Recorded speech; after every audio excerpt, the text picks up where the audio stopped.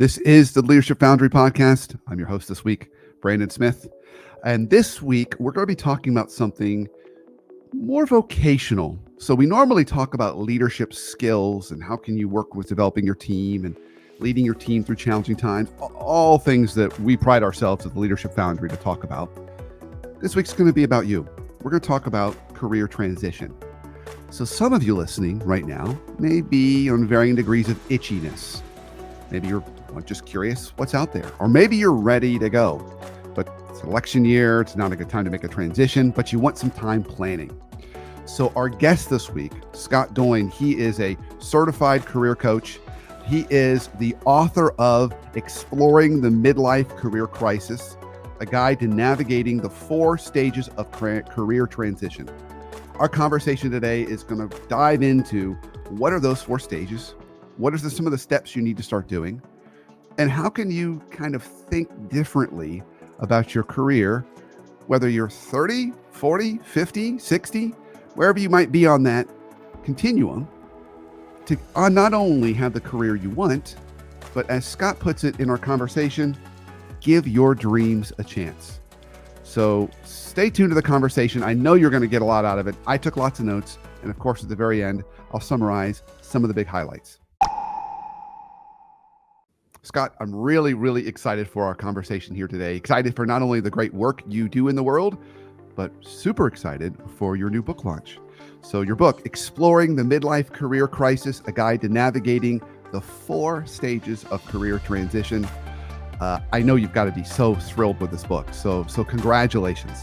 Thank you so much, Brandon. It's great to be with you. Yeah, really great to talk about the book. So before we dive into it, because I know so many of my clients would love to not only get some guidance, but to be curious on the 4 stages. So before we jump into that, for listeners that maybe aren't as familiar with you, your work, your career path, I would love for you to share a little bit of that with us. Sure thing. I had a long, amazing career in the sports media business. I went to school for sports management, ended up in sports media. In the last 20 years was with Turner Sports as an executive in product management, general management, strategy, partnering with great sports leagues. So I really had a blessed career. And then with the media business as it is, I was part of a layoff. And I could see that coming. And that's where my preparation began, at least mentally, and some exploration of my own. And I found my way to career coaching. And I've absolutely fallen in love with it. The one-on-one client engagement. It reminds me a lot of people management, but it's a very supportive relationship. It's very fulfilling. So I've been doing that for about 2 years. And it was last winter when I decided I wanted to put pen to paper or fingers to keyboard and put some of my experience down on paper in a way that might help other people navigate career transition. Beautiful. Well, I want to dive into the book, but before we do, I'd be remiss if I didn't ask this question. So given your work with career coaching, career transitions, what are some of the common patterns that you're seeing with folks today? Yeah, the words I hear a lot are people feel stuck, they feel lost. And because there's been a lot of layoffs, there's a lot of involuntary transition. So, what am I going to do next? But also voluntary, where they want to get ready for a potential layoff, or they're just dissatisfied with something in their career path and want to make a change. So I'd say change and transition is just a huge theme. Yeah, it sounds like there's a general itchiness with everyone you're talking to. It is, and listen, this is the job. If people are really happy, they might not be coming to me. And so I welcome that. And I really admire people that are willing to raise their hand and look for help. It's not people's favorite thing to do. And so once they end up, in my Zoom room, I try to just create a comfortable atmosphere where we can make some progress together. Beautiful. So now let's go to the book. What was the impetus for the book? What prompted you to write it?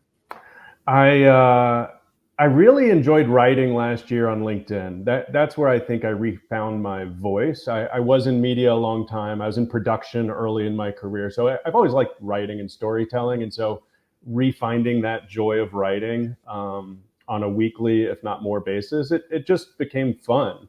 And it wasn't until last December, I was listening to a podcast with Sanjay Gupta and his brother, and they were talking about midlife crisis together. And there was just something about that conversation that sparked an outline in my brain of, oh, if I wanted to do something long form that might be helpful to people in the most relevant way possible, I think this might be it, because I'm going through one myself. And then I'm hearing from a lot of other people going through it. And so I set out to create something that includes my own story, but also practical exercises for other people to navigate themselves. And the one thing about one-on-one coaching is it's very individual. And I love it so much because you get in deep and have continuity, but it doesn't necessarily scale.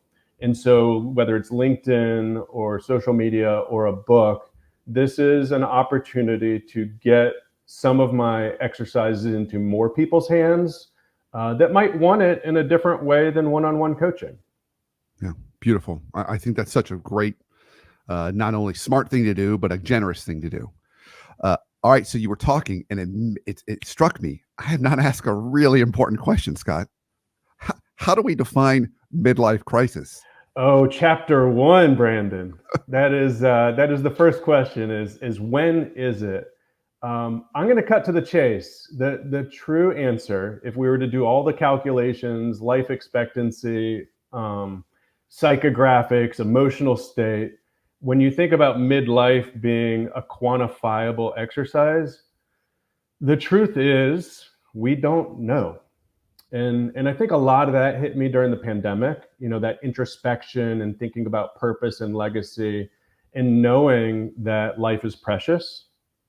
We really don't know when the mid is. I do couch it as 30s to 50s in the book, but if we don't know the date of expiration, just to be completely honest, I think the book has sort of turned into a bit of carpe diem, and that's the soul of the book. Even though there's a lot of process and methodology in it, the soul is every day is precious.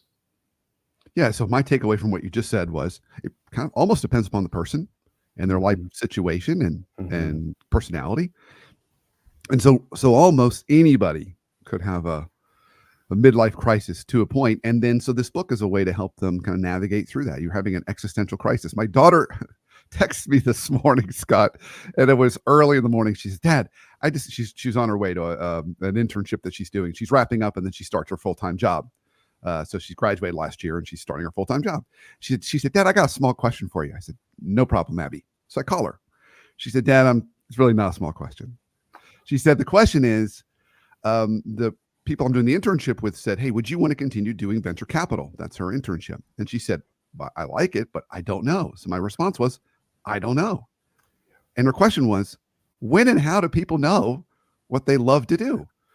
How do people figure this out, Dad? I'm like, well, Abby, it's a process. It's kind of a life journey. She's trying to rush it a little bit. I said, it's kind of like sampling ice cream, before you order some, you got to try out some. So I want to give you that as a little bit of context, because maybe my 22-year-old daughter's going through her own version of a midlife crisis. I think that's reality. There's something about society and maybe that social media pressure that gives people the belief that they're supposed to have this great conviction. And I just think it's super rare. And even if it is true at one moment in your life, it's almost guaranteed to change. I could not have said when I was in undergrad that I wanted to go into digital product management because the internet didn't exist. Right. And so what does that mean for students now, or people in their 30s or 40s now, is it does evolve. And so asking people maybe a different question, what do you want to try next? I think relieves some of that pressure that so many of us feel. Yeah. I love that. And then I conjured up the image that I was telling Abby today. I immediately think of me in line in like an ice cream place, Baskin Robbins, Jenny's Ice Cream, Brewster's, whatever. And I'm like, oh yeah, which one do I want to try next? I'm going to try that one. Yeah. And then it's a little more fun. It feels a little more playful. It doesn't feel so much pressure. She came with a lot of pressure with the question. And it's unclear what you might learn from that experience. I remember you had an episode with your son where he talked about working at a sandwich shop, right? Yeah. And I think, if I remember it correctly, he learned about what type of manager he doesn't want to be. Yeah. And I think even those lessons, now that we can look back on our early career stage, you realize that's forming the type of person, business manager you will be in the future. Yeah, absolutely. Beautiful. All right. So I think we set this book up really well. Let's dive in a little bit. So you mentioned 4 stages of career transition. Maybe that's a good starting place for us. And I don't know if you want to start at the first stage or kind of walk us through the 4, but I'd be really curious. What does that look like? Well, I'll mention the 4, and you can choose the adventure. The first one comes off of that crisis feeling, and I do think that crisis feeling is valuable because it's a motivator. And whether it's a health situation, a layoff, just that urge for change, the first stage is called realize. And that's when the light bulb goes off that something's not right. I want to make a change, or a change happens to you. By the time people get to me in a coaching session, they've probably had that already. And so we move from realize to explore. And when I was in product development, we used to have a stage of projects we called discovery. And that was a project itself. What sort of research do you want to do? What do you want to do in your career? What are your strengths and interests? What is out there that I might want to learn more about? That exploration phase is very important as well. Once you go through that with some of the exercises in the book, you can get to articulate. So realize, explore, articulate. Articulate works off of hypotheses. So like I was saying, the question might be, what do you want to try next? You don't know for sure, but you've maybe narrowed down a bit to where you want to formulate your personal brand. Now work on your resume. What's your LinkedIn headline? What's your elevator pitch? So all that happens in stage 3, articulate. And then activate is like going to market. Now I'm going to put all my stuff out there. I'm going to take a leap. I'm going to do the networking. I'm going to apply to things. I'm going to ask for that promotion. And then the data starts coming back to you, and it goes back through that cycle. So you could go from 4 back to 2 because you want to explore some more, or you could re-articulate in a way that might resonate with, whoever you're approaching, whether it's an employer or your boss or, trying to get a raise. So it's realize, explore, articulate, and then activate. Beautiful. Okay. So of the 4 stages, is there one that's typically more challenging than another? It definitely depends, but I'll give you a couple cases. That conviction you were talking about, some people want that more than others. And so exploration can take a little longer. And that's up to your personal circumstances. If people are out of work and they need money in the bank, they may need to move into activation sooner than later. Now, that might short circuit your long-term fulfillment. And I do think there's a pattern there. But if you need to do it, you need to do it. And I'm certainly in no position to judge. So answering the question, what do you want, which is kind of the first big question of coaching, is tough for some people that aren't quite sure. The next big question is, how are you going to get it? And I'd say the toughest part there that I'm seeing most often is the networking. It's so critical to success. And at least in the industries I grew up in, sports media, technology, those relationships matter so much. And I wish that it was a true meritocracy, but who you know does matter. And so there's a mnemonic in the book, in the networking section, that hopefully helps people find an organic way to embrace that process themselves. And I'll even say for introverts, I managed a research and analytics team the last job I was in at Turner. And that's a lot of introverts. And there's nothing wrong with being an introvert because it's just a different way of processing information. But those folks are a little less likely to put themselves out there aren't quite sure how to contact people. And so the mnemonic helps with people in that place. Just develop a little bit of a methodology where you're maybe not networking to ask for a job or ask for that referral, but networking as a research project for an introvert feels a lot more doable because they are naturally curious. And if they just want to learn something, that then creates your warm lead of somebody you want to have a relationship with. That now, when a job gets opened up and you already know somebody at a company, it's a little less awkward, or it feels less awkward to come back to them and say, remember, we talked and what I learned about your company, I really was interested. I kept an eye on the job boards. Now there's something open. Is there anything you can do to help my resume get to the top of the pile? That's beautiful. But and it sounds like one of the big challenges here is intentionality and carving out the time to do that networking. Yeah, time. That's I a know, great point, especially for people that are still in role.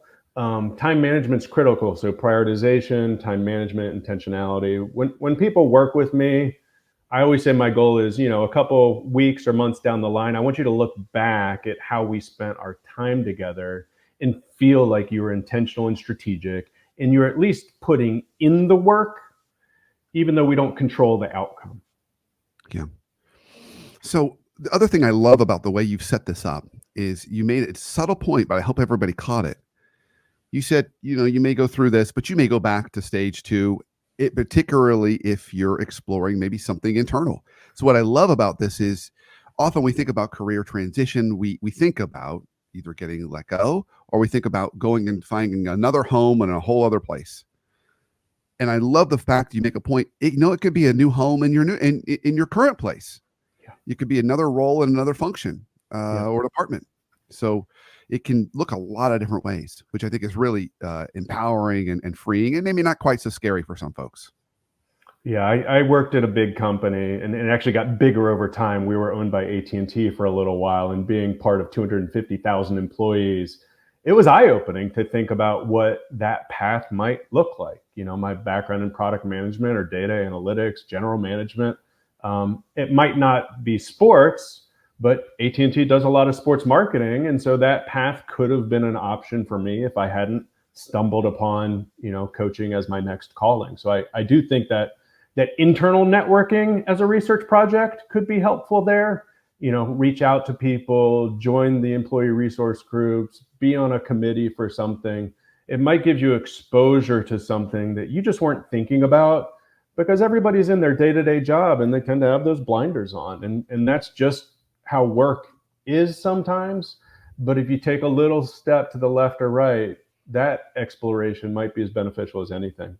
Yeah, that's great. And the good news is you've already got some sense of a network built because it's in your own backyard. It may make it a little bit easier. Maybe easier to grab coffee with a leader than when they're just on another floor versus across town. Exactly. So yeah, that's great. Okay, I do not want to spoil the book because folks need to buy the book. But I do want to end our time at least with one final kind of category of questions. I would love for you to offer some initial starting questions for us in maybe the explore phase. Okay. So what would be some questions folks can start to ask themselves that might get them to unlock possibilities, opportunities, paths that maybe they haven't considered before? Yeah, I really embrace the Ikigai process. If you or your listeners have heard of that, it's a Japanese concept, a Venn diagram of sorts that's translated roughly reason for being. And what's in that Venn diagram are four circles: strengths, interests, what demand is out there for your services, and also what the world needs. And people can choose how to, work through that exercise either on their own through journaling or with a coach.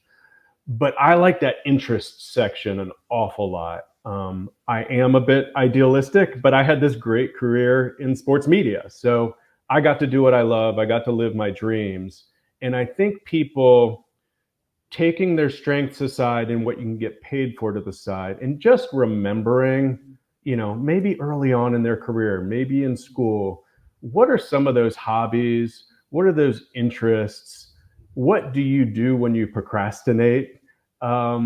Some of those might lend themselves to a career transition, then utilizing your strengths and your network and looking at where demand is in the market. But I think coming back to interests in its purest form might be a light bulb that creates a pathway.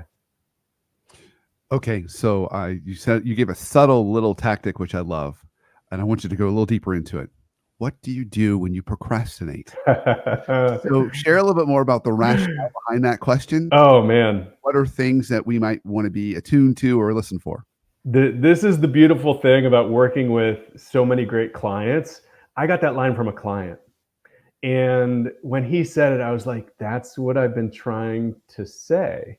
And it may hit people in different ways, but let's say you're into music, or let's say you're into cooking, or let's say you like organizing things. Those little light bulbs might be conducive to a discussion with a coach. And I think that's where some of that follow up and interaction helps is, I've got a client who was remembering the early days of tinkering with electronics in his childhood. And it helped him get to the point of remembering, oh, well, that's like the inspiration from my grandfather. And I always thought about myself as a scientist. And he's a CTO now, so it's not uncommon to sort of think about the technology. But when you think about being a tinkerer or a scientist, what path might that set you on? What companies are doing things that you might want to tinker with? And so that word choice in the back and forth with a coach or in your journaling exercise, look at those words and memories and inspirations, because those might be clues to a hypothesis that you might want to pursue further. Yeah. So I'm going to go back to the conversation I had with my daughter earlier this morning. And I think she said something like, well, so do people like a CHRO, Chief Human Resource Officer, do they just know they want to be a Chief Human Resource Officer? And I said, well, usually most of the Chief Human Resource Officers that I know, all great people, very passionate about what they do, or at least committed to what they do. They typically don't come out of college and say, I'm going to be a Chief Human Resource Officer. They may say, I want to go into HR, and then they kind of master compensation and benefits. And then they end up moving over to recruiting, and they do that for a little while. Then they move over to employee relations or something else related to HR. And then pretty soon they've sat in most of the seats and, well, I pretty well suited for CHRO. And they kind of go up that path. So that's almost like not so much interest as much as it is strengths. So here's my question for you. When clients come to you, I guess there's probably a couple different approaches they can take and you can help them. One can be more aspirational. I really want to do this thing that kind of lights my fire. Another one can be a little more practical. I've got kind of this resume of experiences. What seems to be, I want to figure out a way to combine them into something that, is kind of optimal, kind of leverages all my experiences and strengths. Are you seeing that about equally? Is there a path that's better than another? I'm just curious to your reaction to those kind of different ways of coming to you and thinking about transition. Yeah, I think I am a magnet for the aspirational. There's a lot of coaches out there, and man, what an awesome industry of kind, caring, helpful people. It's such a great community, and I would refer people in a heartbeat. For me, I think because of my background in sports media, people identify that those might be the paths they want to go to or away from. But I think that resonates a little more, and I think my personality and style is a little more on the cheerleader side, a little more on the idealistic side. There's some practical aspects of that, thinking about the trade-offs and the compensation and the geography. There's pieces of that path that people need to consider, as people, as my professor in undergrad told me about working in sports, is you're working when other people are playing. So that's a trade-off as part of that industry decision. But it doesn't mean you can't, find yourself towards the CHRO path in that industry because you really like to help people and help them with their careers and help them with their benefit packages. So I think the aspirational is more where I've gravitated to, and it's become a magnet for the type of clients that find me. Okay. So I think this will be a good question to kind of land our plane on a little bit. I saw a video recently of Gary Vaynerchuk going off on one of his his Gary V rants, which Mhm. is pretty much how Gary talks. And he was ranting about, people saying, oh, I'm over the hill. I hit 45 or 50 and I'm done. I just got to kind of lock in and give up. And his rant was, you got like 25, 30 more years. You got like 30 more years to be productive. There's 30 more years you could be doing stuff, making a difference. So when you think about that mindset, is that something that clients bring to you? And they go, I don't know, Scott, I really can't do the dreaming thing. I got to ride out my 50s or whatever it is. Or do you have a particular point of view around that? Do you feel like we're just getting started at 50? Do you feel like we should be kind of leveraging our experiences at 50, maybe a little bit of both? What's your point of view on that? There's it's never too late to start something big.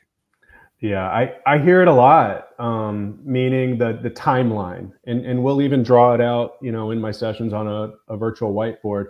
How many years till retirement? How many years of making this income? How many years till I can travel more? My personal opinion is, if you're saving up all of that travel or enjoyment for retirement, what happens if you're not healthy then? And so, yes, I have a point of view, and I think you should make the most of every day. I quote Craig Sager in the book several times. One of the, is a famous sports reporter from Turner Sports with the colorful paisley jackets. I was about to say the jackets. Anyone and the jackets. He went through a terrible battle with cancer, but was so courageous. And he's got this speech, if people want to look it up, from the V Foundation Awards, and it's about time, being precious, and it's how you live your life. And so that's my personal point of view. And I know not everybody has that ability or luxury, but I want people to at least give their dreams a chance, to pursue it to some degree, to think about that option that is going to be most fulfilling for you as soon as possible. And if you choose a different path, or if it doesn't work out for you, at least you've tried. And that's my point of view in terms of people making the most of every day. If we can add a subtitle to a subtitle of a book, that would be your additional subtitle. Give your dreams a chance. Yeah, I had such a great, fortunate career with so many great bosses and a great company I worked for, that if people can experience a portion of that fulfillment, I'd be really happy for them. Scott, this was great. I'm so thrilled you're bringing this book to life in the world for all of us to assist as we're making transitions. And I don't think timing could be any better. I think a lot of folks are holding on until kind of the end of the year, the election, and most of the folks I've been talking to this year has not been maybe ideal from a workplace success standpoint.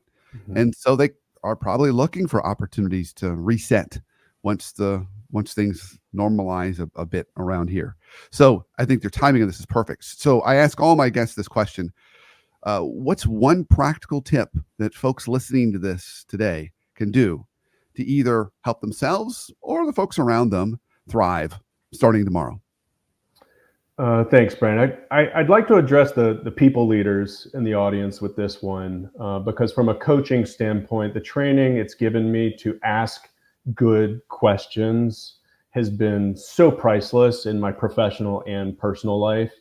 And if you can talk to your employees, if you can ask them, what is it they want? A lot of companies right now aren't quite sure what the strategic path is.